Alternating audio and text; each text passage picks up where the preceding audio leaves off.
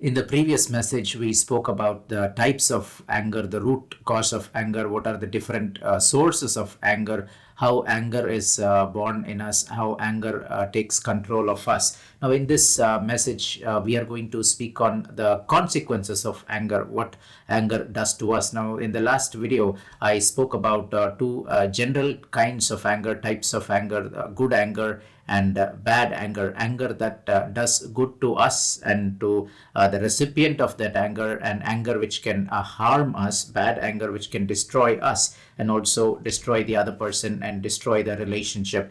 Now, good anger, I shared two types of good anger. One is holy anger, and the second one is anger out of love. Now, holy anger, the purpose of holy anger, the consequence of holy anger is God's anger is the person becomes holy in the process. So God's anger, holy anger, is directed toward becoming a person holy. So therefore, the consequence of holy anger is that a person gives up his sin and comes to repentance and is in the path of salvation. Similarly, the anger that is born out of love. Now, love, the anger that is out of love is called discipline. We discipline our children. We show anger toward them in order to purify them, in order to bring them out of the bad things that they have done, in order to give them punishment or as a warning to stay away from disobedience or whatever wrong that they have done. Again, the purpose is to build character in that person. So love, discipline, and character. So when we love, we show discipline, we show anger and discipline. And when we show anger and discipline, there is character built in that person. So a child who is not disciplined by the parent will have problems with its character, with his character, or with her character. So the character is not built. The child does not attain maturity if the child is not disciplined by the parent. So these are the consequences of good anger. Character is built and the person becomes holy through that anger. Now, coming to the bad anger, the negative anger, and what are the consequences of the negative anger, what it does to us and what it does to the other person. Now, number one, most people know this. Most doctors, doctors in the medical field will agree that anger causes health problems. Now, uncontrolled anger which is beyond what we can control, can cause health problems and will cause health problems, especially heart-related problems, problems like stroke, heart attack, high blood pressure, insomnia, and increased anxiety. All these are consequences of anger. So anger can cause health problems in us. So therefore, all the more reasons for us to not let our anger control us. Now, express our anger within limits, but do not let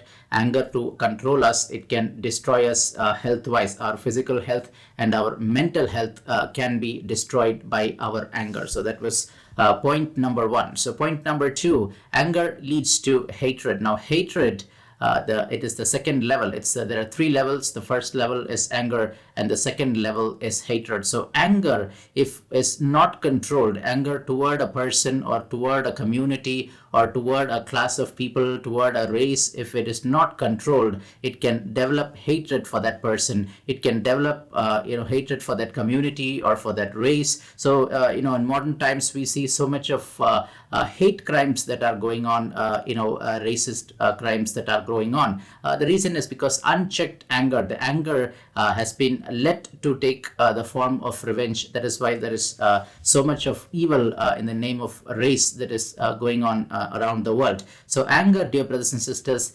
leads to hatred if it is not checked. So bad anger can lead to hatred of a person. So which is why we have to be very careful not to let our anger control us. The third reason why we shouldn't get angry, why what happens to us is anger. When it converts into hatred, if it is not checked in that level, it takes on the next level, the higher level, which is called revenge. So we go into a revenge mode. Somebody has done something to us. Now we want to give it back to them. We want to do something evil to them. So anger leads to revenge. That was point number three. Point number four. Now, our anger can trigger another person's anger. So by becoming angry with another person, we are wounding love, and we are opening a war between the two persons, two people. The other person can also end up getting angry. So anger can make others angry. Our anger can trigger anger in another person. Our anger can trigger hatred in another person. Our anger can trigger revenge in another person.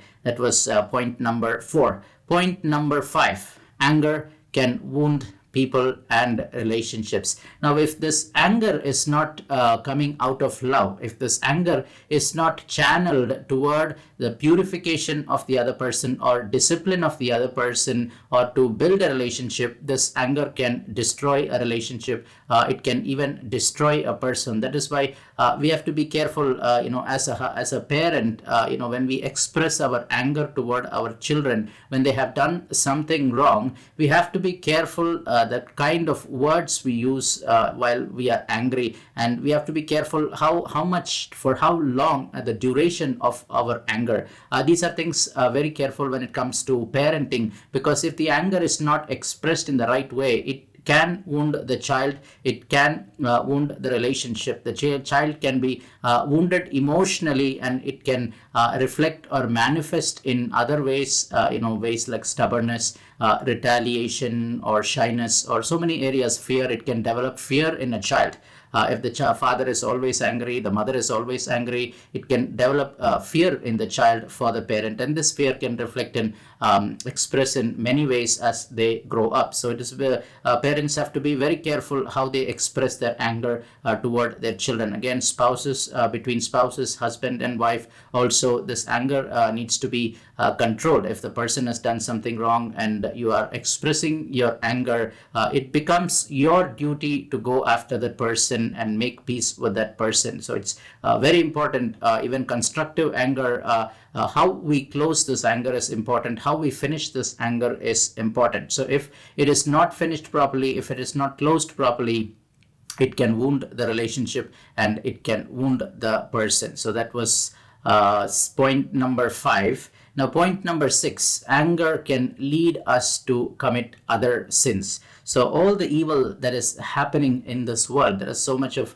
evil that is happening: murder, war, terrorism, and there is ethnic cleansing, there is racism. There's so much of evil happening in this world. It is all a result of somebody's anger. This anger, when it developed in the heart of a person, was left unchecked, and this anger slowly grew, and now this anger is resulting in so much of evil in this whole world. So anger can lead to other sins. That is point number 6. Point number 7, anger can lead to grief and even depression. So anger can wound our other emotions. So like I mentioned in the previous talk, there is about 6 emotions that we have. In the old teaching, there are 6 emotions we have, and if we let one of the emotions to take over, it will slowly kill the other emotions. Other good emotions can be destroyed in us. You will no longer have joy within you. Once you let anger to take control of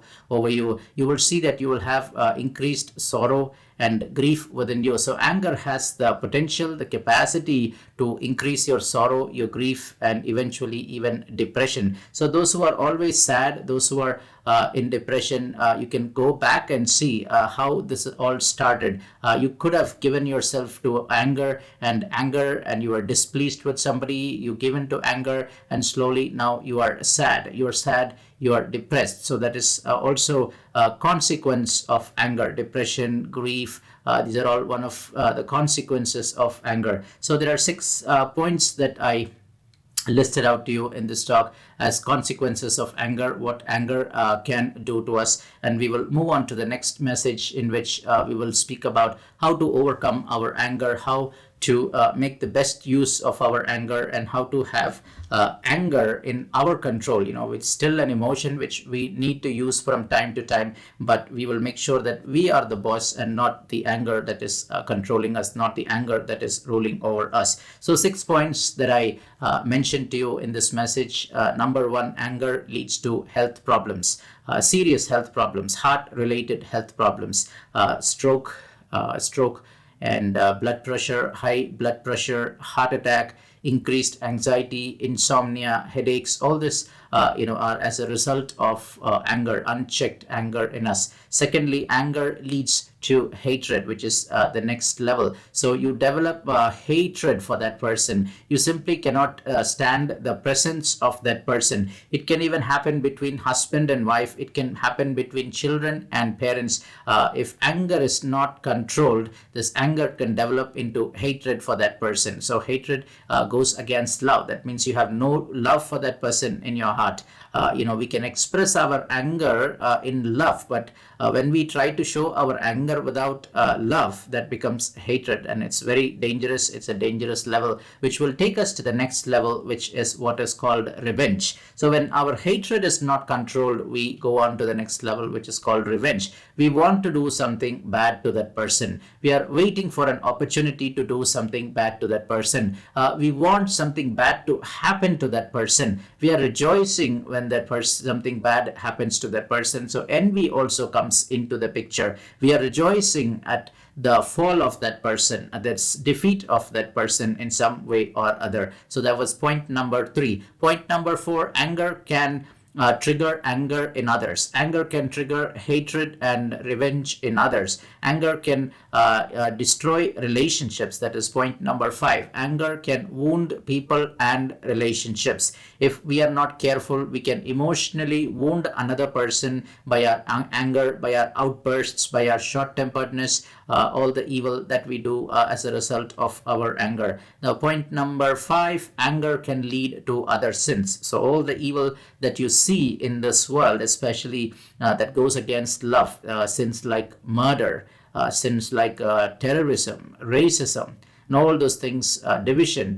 divorce, separation, all those things, it is as a result of anger that has come to the point that it is causing other sins to give birth. So that was point 5. Anger can lead to point 6, anger can lead to other sins. Point number 7, anger can lead to grief and even depression. Grief, sorrow, sadness, downcastness, depression. So all these things, once again, they can go back and affect our health. So we have to be very careful not to be ruled and controlled by anger, but use it as a weapon to purify people, use it as a weapon to bring people to correction, use it as a people to express our love, and use it as a weapon to purify people and to make people mature and build their character. But negative anger should not be used, but as much as possible, let go of negative anger. And in the next message, I will give you some points as to how we can overcome our anger,